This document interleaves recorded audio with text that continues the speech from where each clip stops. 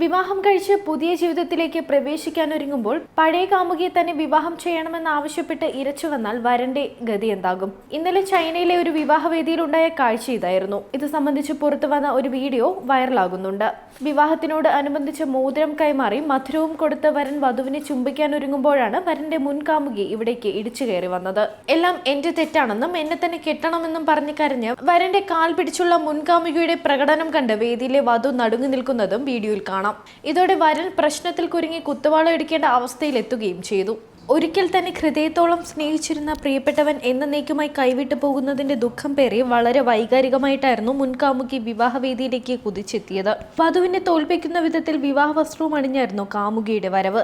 തങ്ങൾ വേർപിരിയാൻ കാരണമായത് തന്റെ തെറ്റുമൂലമാണെന്ന് പറഞ്ഞ് വരന്റെ മുമ്പിൽ നിന്ന് മുട്ടുകുത്തി കരയുന്ന കാമുകിയെ വീഡിയോയിൽ കാണാം. കാമുകിയുടെ പ്രകടനം കണ്ട് വധു ദേഷ്യത്തോടെ വേദിയിൽ നിന്നും പോകുന്നുമുണ്ട്. 30 സെക്കൻഡ് മാത്രം ദൈർഘ്യമുള്ള വീഡിയോ വൈറലായിട്ടുണ്ട്.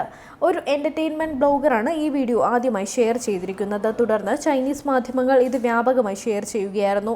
തന്റെ ഭർത്താവാകാൻ പോകുന്നയാളുടെ മുൻകാമുകിയുടെ പ്രകടനം കണ്ട് വധു ആകെ തകർന്നിരുന്നു.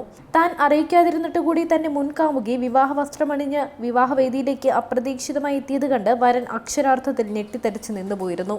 തന്റെ എല്ലാ തെറ്റുകളും പൊറുക്കണമെന്നും തനിക്ക് ഒരു അവസരം കൂടി നൽകണമെന്നുമായിരുന്നു കാമുകി കേണിരുന്നത്. ഇതിനിടെ ഞെട്ടിത്തെറിച്ചു നിൽക്കുന്ന തന്റെ വധുവിന്റെ കൈപിടിച്ചും തലോടിയും അവളെ ശാന്തയാക്കാനും വരനൊരു ശ്രമം നടത്തുന്നത് വീഡിയോയിൽ കാണാം. വേദിയിലെ നാടകങ്ങൾ കണ്ട് വിവാഹത്തിൽ പങ്കെടുക്കാൻ എത്തിയവരും ഞെട്ടിത്തെറിച്ചിരുന്നു. വരന്റെ കാമുകി എത്തിച്ചേർന്നതിൽ വധുവും കുടുംബാംഗങ്ങളും ആകപ്പാടെ അമ്പരന്ന് പോയിരുന്നു. വരൻ സമാധാനിപ്പിക്കാൻ ശ്രമിച്ചെങ്കിലും വധു വരന്റെ കൈ തട്ടിമാറ്റി വേദിയിൽ നിന്ന് പോവുകയായിരുന്നുവെന്നാണ് റിപ്പോർട്ട്. സിനി ലൈഫ്